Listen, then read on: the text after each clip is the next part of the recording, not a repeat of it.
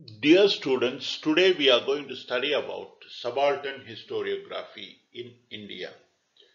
அன்புக்கினிய மாணவர்களே, இன்று நாம் சபால்டன் ஹிஸ்டோரியோகிராஃபி, சபால்டன் வரலாற்று வரைவியல் என்ற வரலாற்று மரபை, அந்த வரலாற்று மரபு இந்தியாவில் ஏற்படுத்திய தாக்கத்தை பற்றி படிக்க இருக்கின்றோம். Subaltern means history from the viewpoint of common people instead of elitist approach. It began with Ranajit Guha edited 6 volumes Subaltern Studies, 5 volumes with the same title by other scholars. Initially planned as 3-volume series, today it has 11 volumes and it is continuing. Subaltern initially meant serfs in the Middle Ages or ordinary and also ordinary soldiers in military ranks.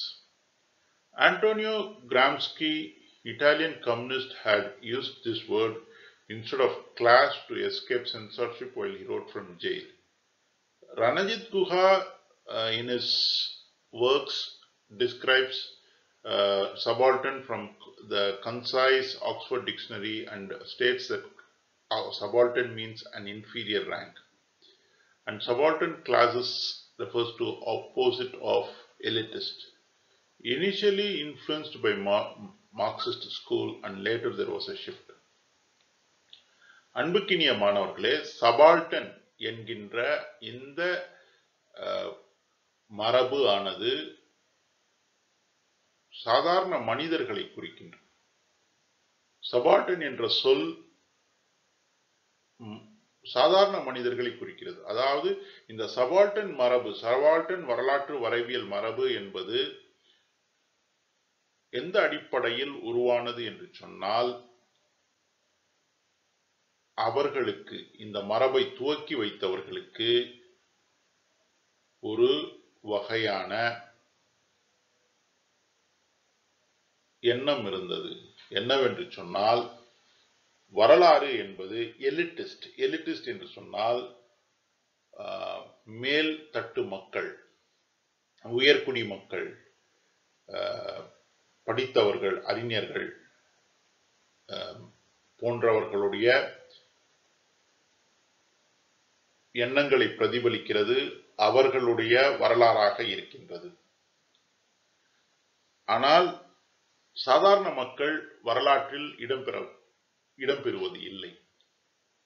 ஆக சாதாரண மக்களுடைய எண்ணங்களையும், சாதாரண மக்களுடைய செயல்பாடுகளையும், சாதாரண மக்களுடைய பிரச்சனைகளும், அவர்கள் கையாளும் வழிமுறைகளையும் எடுத்துரைக்கக்கூடிய ஒரு வழிமுறைதான் சபால்டன்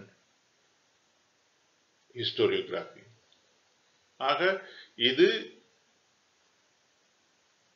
பிரபலமாக இருந்த வரலாற்றுக்கு மாற்று வரலாறு.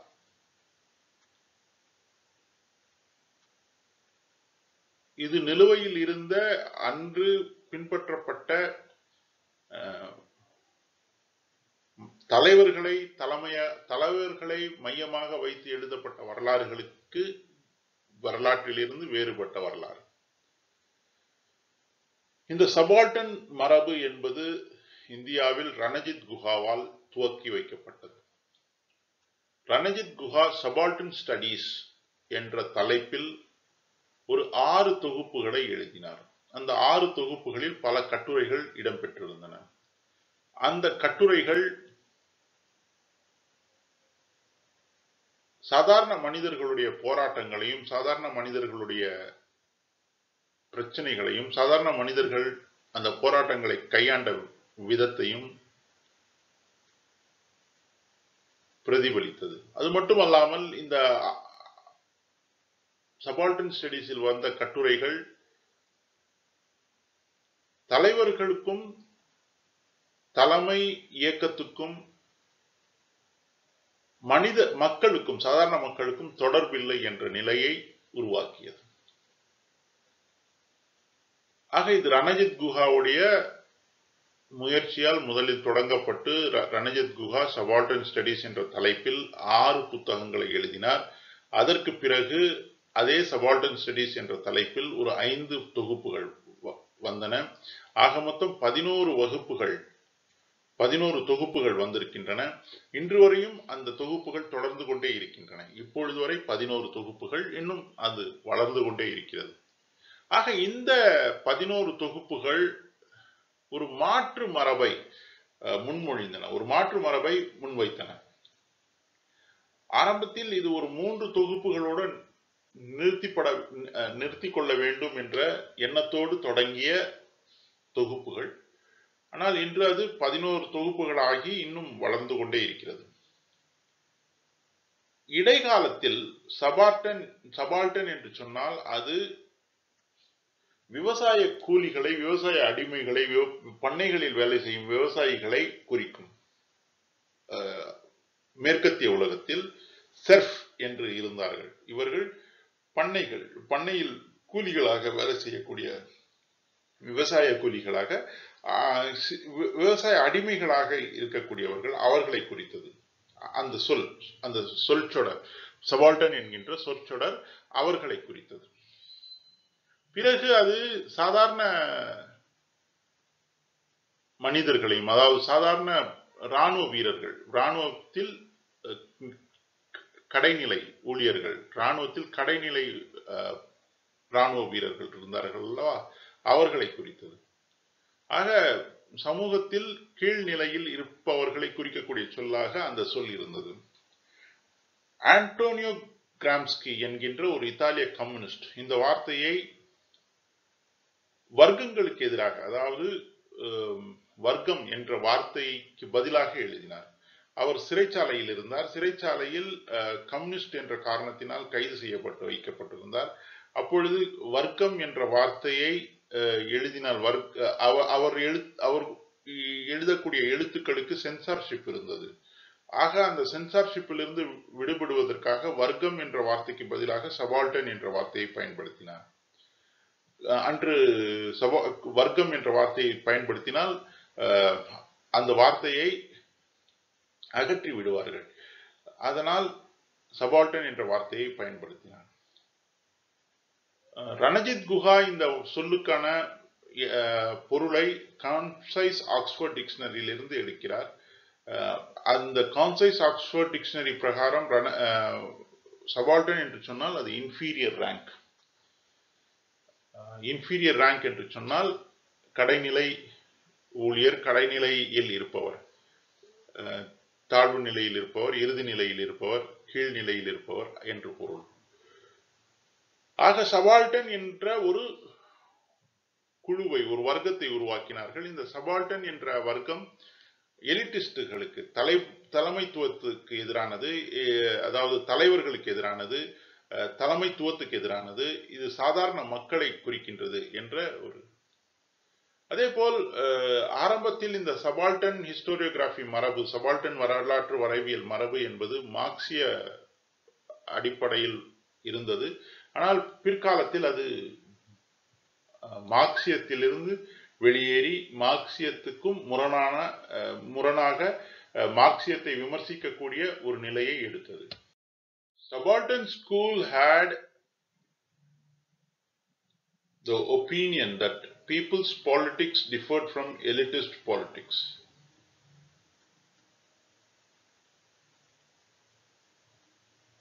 Elitist mobilization was vertical while people's mobilization was horizontal. Elitist mobilization was legalistic and pacific. People's mobilization was violent. Elitist mobilization cautioned and calculated, people's mobilization spontaneous. Subaltern studies history from below stands against colonial nationalist and Marxist. Nationalist, bourgeois nationalism, elitist and away from the people.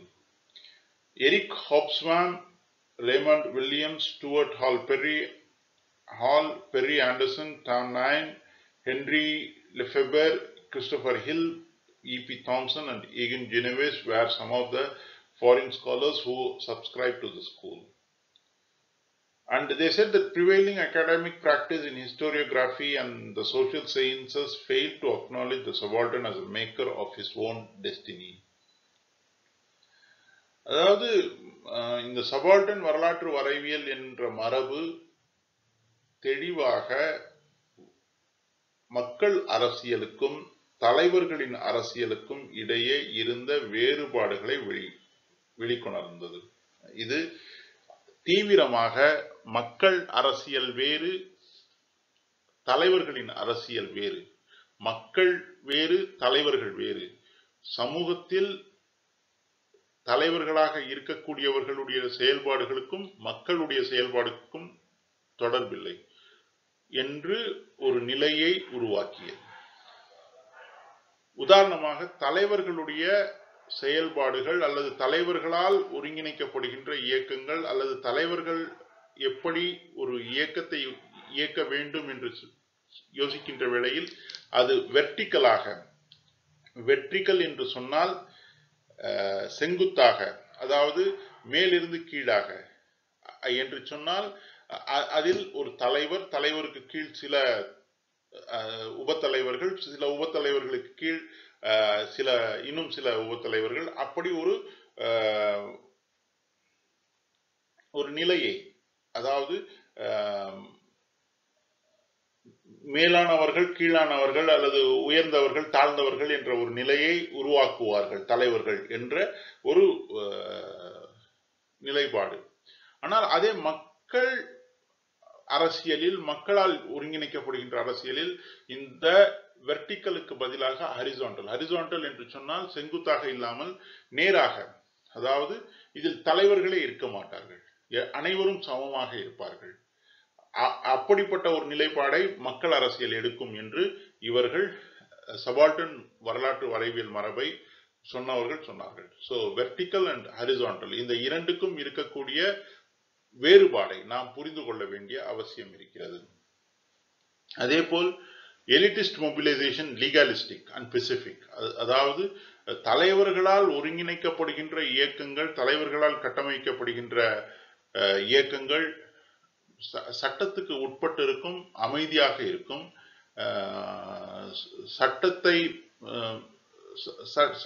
சட்டத்தையும் அமைதியையும் அது எடுத்து செல்லும். ஆனால் மக்களால் ஒருங்கிணைக்கப்படுகின்ற இயக்கங்கள் வன்முறையை கையாளும்.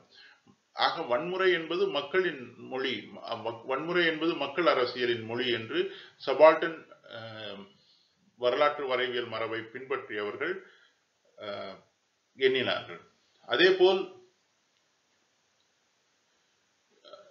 elitist mobilization was cautioned. elitist mobilization was cautioned என்று சொன்னால் elitist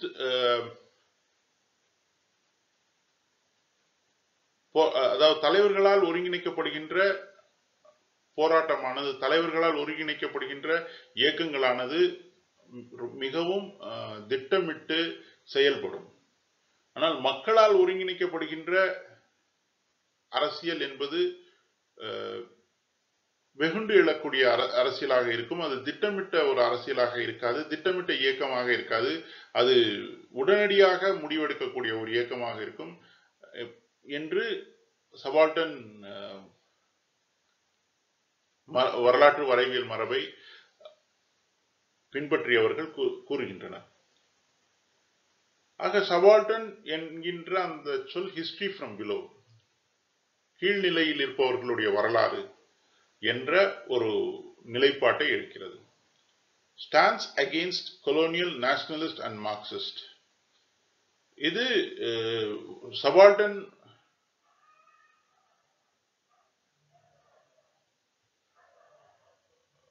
மரபு என்பது கொலோனியல் மரபுக்கு எதிரானது. அதாவது காலனிமயத்துக்கு எதிரான ஒரு நிலைப்பாட்டை எடுத்தது. ஆனால் ஏனென்று சொன்னால் காலனிமயத்தை ஆதரித்தவர்கள் ஆங்கிலேயர்கள் அல்லது ஐரோப்பியர்கள். அவர்கள் உடைய நிலைப்பாடு என்னவாக இருந்தது என்று சொன்னால், நாங்கள் காலனிமயத்தின் மூலமாக நாகரிகமற்ற மக்களை நாகரிகம் அடைந்தவர்களாக, நாகரிகத்தை அவர்களுக்கு வழங்கக்கூடியவர்களாக இருக்க விரும்புகின்றோம் என்று அவர்கள் சொன்னார்கள். ஆக சபால்டன் என்பது காலனிமயத்துக்கு எதிராக இருந்தது. அதே போல் தேசியவாத எதிராக இருந்தது. அதாவது தேசிய தலைவர்களுக்கு எதிராக இருந்தது. ஏனென்று சொன்னால் அவர்கள் இந்த சபால்டன் மரபை துவக்கி வைத்தவர்கள். தேசிய இயக்கம் என்பது தலைவர்களால் கட்டமைக்கப்படுகின்றது. அதற்கும் மக்களுக்கும் சம்பந்தம் இல்லை. ஆக தேசிய இயக்கம் தலைவர்களை கொண்டு ஆங்கிலேயர்களை வெளியேற்றிவிட்டு ஒரு அரசை நிறுவ நினைக்கின்றது. ஆனால் மக்கள் அப்படி அல்ல என்ற ஒரு நிலைப்பாட்டை எடுத்தார்கள். அதேபோல் மார்க்சிய கோட்பாட்டுக்கும் எதிரானவர்களாக இந்த சபால்டன் மரபு இருந்தது. ஆக இப்படி கலோனியல், நேஷனலிஸ்ட் அண்ட் மார்க்சிஸ்ட் எதிரான ஒரு நிலைப்பாட்டை இவர்கள் எடுத்தார்கள். இந்த நேஷனலிஸ்ட் என்பது பூர்ஜுவா நேஷனலிசம் என்று சொன்னால் படித்தவர்கள், மேல்தட்டு மக்கள், இடைநிலை மக்கள், இவர்களுடைய ஒரு நிலையாக பார்க்கப்பட்டது. அதாவது தேசியவாத இயக்கம், இந்தியாவில் தேசியவாத இயக்கம் என்பது இந்த பூர்ஜுவாவுடைய படித்தவர்களுடைய இடைநிலை மனிதர்களுடைய தலைமைத்துவத்தில் இயங்கக்கூடிய ஒரு இதுவாக இருந்தது. அது தலைவர்களுடைய இயக்கமாக இருந்தது. அதிலிருந்து மக்கள் வேறுபட்டு இருக்கிறார்கள் என்பதை சபால்டன் மரபு சொன்னது.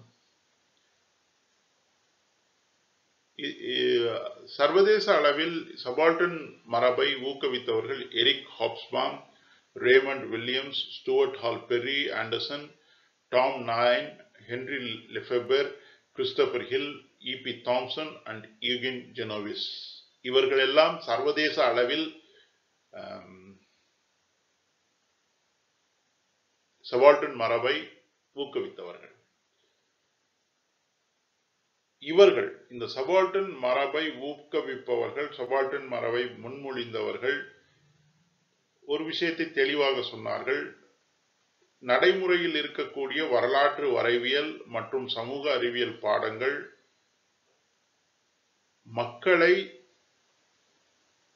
மக்கள் தங்களுடைய வாழ்க்கை நிலையை நிர்ணயிக்கக்கூடிய ஒரு நிலையில் இருக்கிறார்கள் என்பதை மறந்துவிட்டது. மக்கள் தங்களுடைய வாழ்க்கை நிலையை நிர்ணயிக்கக்கூடிய தகுதி பெற்றவர்கள் என்பதை அங்கீகரிக்கவில்லை. ஆக இருக்கக்கூடிய அந்த வரலாற்று வரைவியல் மரபு, இப்பொழுது இருக்கக்கூடிய அந்த வரலாற்று வரைவியல் மரபு மக்களுக்கு சரியான பிரதிநிதித்துவம் வழங்கவில்லை. மக்களை சக்தி படைத்தவர்களாக பார்க்கவில்லை. மக்கள் தங்களுடைய சொந்த பலத்தின் அடிப்படையில் தங்களுடைய எதிர்காலத்தை நிர்ணயிக்கக்கூடியவர்களாக இருக்கின்றார்கள் என்பதை உணரவில்லை. ஆக அதற்கு ஒரு மாற்று வரலாற்று வரைவியல், மாற்று சமூக அறிவியல் உருவாக வேண்டும் என்று எண்ணினார்கள். So the subaltern perspective believes that popular mobilization is not a result of economic conditions or initiatives from the top leadership. And they believe that the subaltern people are in perpetual resistance and rebellion against the elitist leaders.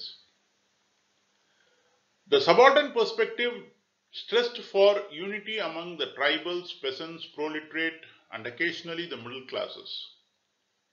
The charismatic leaders not viewed as the chief force behind the movement. Shahid Amin's study of the popular perception of Mahatma Gandhi is a revealing example. In his article Gandhi as Mahatma, in which he described the Chauri Chaura incident in 1992, where Gandhiji's name was invoked to burn the police post, to kill the policemen and to loot the market. And Ranajit Guha, in his article The Pros of Counter-Insurgency, a scathing attack on the existing present and tribal histories, condemned the ignorance of the consciousness of the rebels. அன்புக்கினிய மாணவர்களே, subaltern வரலாற்று வரைவியல் மரபு என்பது மக்கள் கிளர்ச்சி என்பது, மக்கள் ஒருங்கிணைப்பு என்பது, மக்கள் இயக்கம் என்பது சூழ்நிலைகள் காரணமாக, பொருளாதார நிலைமைகளின் காரணமாக அல்லது தலைவர்களின் தூண்டுதலால் ஏற்படுவது இல்லை என்ற ஒரு நிலைப்பாடை எடுத்தார்கள். இந்த சபால்டன் அல்லது மக்கள் எப்பொழுதுமே எலிட்டிஸ்ட் அல்லது மேல்தட்டு வர்க்கத்துக்கு எதிராக போராடிக்கொண்டே இருக்கிறார்கள். என்றைக்குமே அவர்களுக்கு எதிரான ஒரு நிலைப்பாட்டில் இவர்கள் இருந்து கொண்டே இருப்பார்கள் என்ற ஒரு நிலையை எடுத்தார்கள்.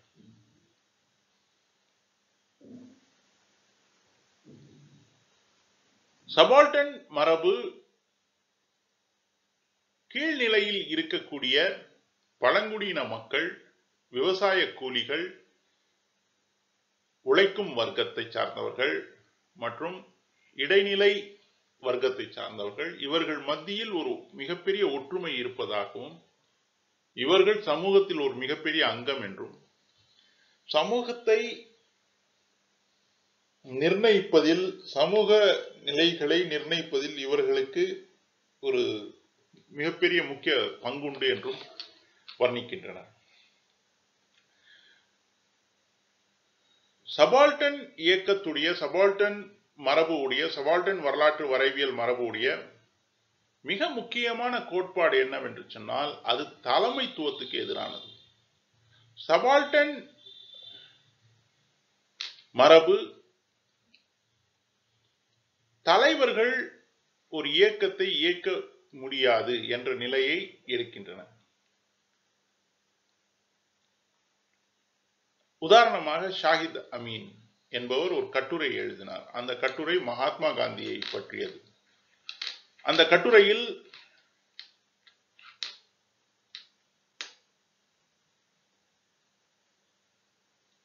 காந்தி அஸ் மகாத்மா என்கின்ற அந்த கட்டுரையில் சௌரி சௌரா என்கின்ற இடத்தில் 1922 வன்முறை நடக்கும் போது அந்த வன்முறையாளர்கள் எப்படி காந்தியின் பெயரை கொண்டு வன்முறையில் ஈடுபட்டார்கள், எப்படி காந்தியின் பெயரை கொண்டு வன்முறையில் ஈடுபட்டவர்கள் போலீஸ்காரர்களை கொலை செய்தார்கள், எப்படி அங்கு இருந்த சந்தை சூறையாடப்பட்டது என்பதை பதிவு செய்திருக்கிறார். அப்படி பதிவு செய்கின்ற வேளையில் அவர் மகாத்மா காந்திக்கும் மக்களுக்கும் இடையே ஒரு மிகப்பெரிய வேறுபாடு இருந்தது. மகாத்மாவுடைய கோட்பாடுகள் முழுமையாக மக்களை சென்றடையவில்லை. மக்கள் அவர்களுடைய புரிதலின் அடிப்படையிலே போராடினார்கள் என்பதை உணர்த்தி, அதே வேளையில் மகாத்மா காந்தியுடைய நோக்கங்கள், லட்சியங்கள் கீழ்நிலை வரை சென்றடையவில்லை என்ற வாதத்தை முன்வைத்தார். அதே போல் ரணஜித் குஹா தன்னுடைய கட்டுரையான தி ப்ரோஸ் ஆஃப் கவுண்டர் இன்சர்ஜென்சி என்ற ஒரு கட்டுரையில் அன்றைய காலகட்டத்தில் இருந்த விவசாய கூலிகள் மற்றும் பழங்குடியின மக்களின் வரலாறுகளை மிக கடுமையாக சாடினார். அதை சாடுகின்ற வேளையில் அவர் சொன்ன கருத்து என்னவென்று சொன்னால், அது இந்த புரட்சியாளர்கள் இந்த மக்களுடைய மனநிலையை நிராகரிக்கிறது. மக்கள் ஒரு புரட்சியின் விளிம்பில் இருக்கிறார்கள். ஆனால் அந்த மனநிலையை அன்றைய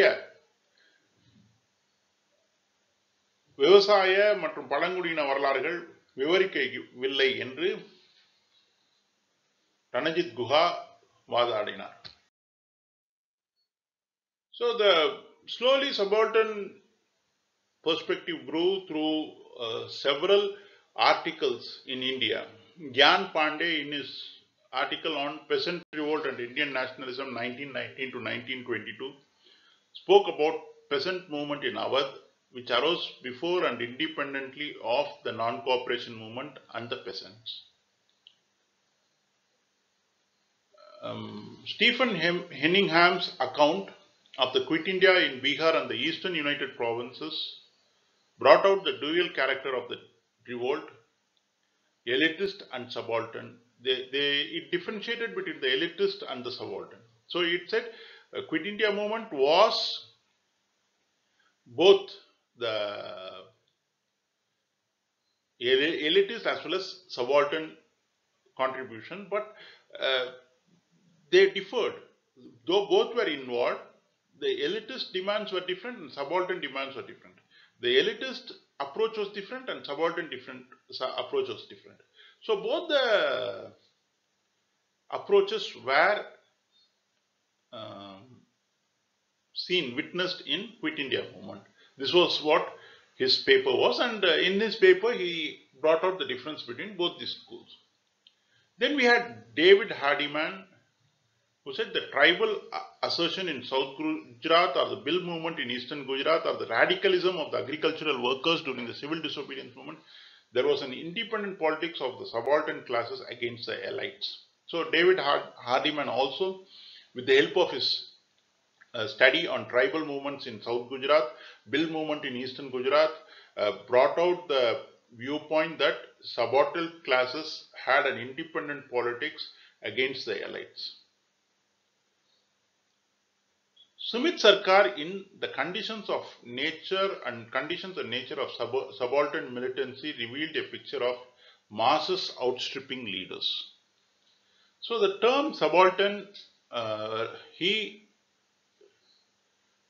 interpreted it as tribal and low caste agricultural laborers and sharecroppers, landholding peasants, labor in plantations, mines, and industries. And it is subaltern history is the history of these people. So அன்புக்கினிய மாணவர்களே, இப்படி மெல்ல மெல்ல subaltern மரபு என்பது வளர்ந்தது. நிறைய பேர் இதற்காக இந்த நிலைப்பாட்டை எடுத்தார்கள். உதாரணமாக Gyan Pandey Besant revolt and Indian nationalism 1919 to 1922 என்ற ஒரு கட்டுரை எழுதினார். அந்த கட்டுரையில் அவர் உத்தரப்பிரதேச மாநிலம் அயோத்தி பகுதியில் தேசிய இயக்கமான ஒத்துழையாமை இயக்கம் மற்றும் ஒத்துழையாமை இயக்கத்தின் மூலமாக வந்த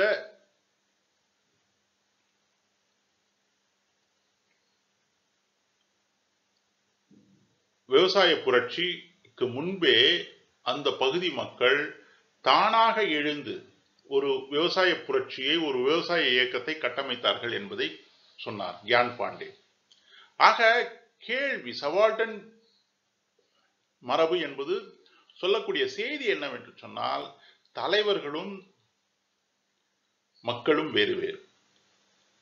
ஆக ஒத்துழையாமை இயக்கத்தை பற்றி நாம் படிக்கின்றோம். ஒத்துழையாமை இயக்கத்தை பற்றி படிக்கின்ற வேளையில் கியான் பாண்டே சொல்கிறார், ஒத்துழையாமை இயக்கத்தினால் விவசாய கூலிகள் தூண்டப்படுவதற்கு முன்பே விவசாய போராட்டங்கள், விவசாய அமைப்புகள் அயோத்தி பகுதியில் விளங்கின. ஆக தலைவர்கள் இயக்கங்களை இயக்குகின்றார்கள், இயக்கங்களை தூண்டுகிறார்கள் என்ற செய்தி தவறானது என்று கியான் பாண்டே வாதிடுகிறார்.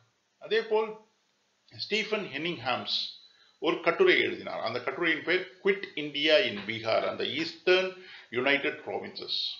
இந்த கட்டுரையில் வெள்ளையனே வெளியேறு பீகார் மாநிலத்திலும் கிழக்கு ஐக்கிய மாநிலங்களிலும் வெள்ளையனே வெளியேறு இயக்கத்தை பற்றி ஸ்டீஃபன் ஹெனிங்ஹாம்ஸ் எழுதுகின்ற வேளையில் அந்த இயக்கத்தை இரண்டு நபர்களும், எலிட்டிஸ்ட் அண்ட் சபால்டன், இரண்டு நபர்களும் எப்படி ஒருங்கிணைந்து நடத்தினார்கள் என்பதை தெள்ள தெளிவாக விளக்கி இருக்கிறார். ஆனால் அப்படி இரண்டு குழுக்களை, எலிட்டிஸ்ட் அண்ட் சபால்டன், இருவரையும் அவர் தனித்தனியாக தனிமைப்படுத்தி காட்டியிருக்கிறார். எலிட்டிஸ்ட் என்று சொல்கின்ற வேளையில்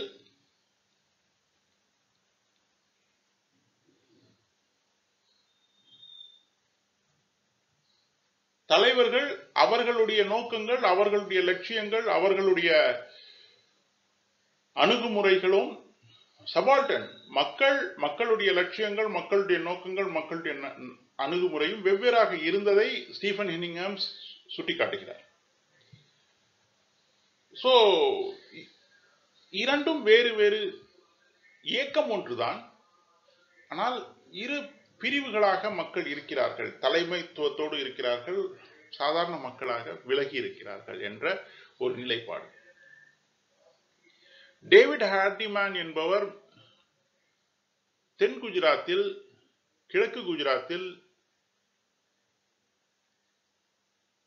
இருந்த பழங்குடியின மக்களுடைய போராட்டங்களை பற்றி எழுதுகின்ற வேளையில் மற்றும் விவசாய கூலிகள் உப்பு சத்தியாகிரக போராட்டத்தில் அவர்கள் ஈடுபட்ட நிலையையும் எடுத்துக்கொண்டு எப்பொழுதுமே தலைவர்களுக்கும் மக்களுக்கும் இடையே ஒரு வேறுபாடு உண்டு. உப்பு சத்தியாகிரக போராட்டம் போன்ற தேசிய போராட்டங்களில் கூட மக்கள் தனித்துதான் இருந்திருக்கிறார்கள் என்று அவர் விளக்கியிருக்கிறார்.